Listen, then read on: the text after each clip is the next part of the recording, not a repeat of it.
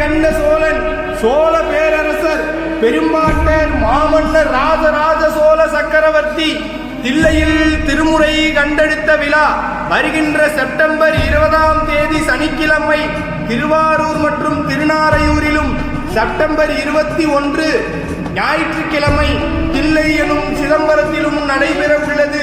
சைவ நெறி கருவூலமான திருமுறைகளை கண்டு நமக்கு கொடுத்த ராசராசரை கொண்டாடி மகிழ ஆன்றோர்களும் சான்றோர்களும் அடியார் பெருமக்களும் திருக்கூட்டங்களோடு எழுந்தருள வேண்டுமாய் சோழ தேசத்து சிவபூதகணங்கள் சார்பாக அழைத்து மகிழ்கின்றோம்.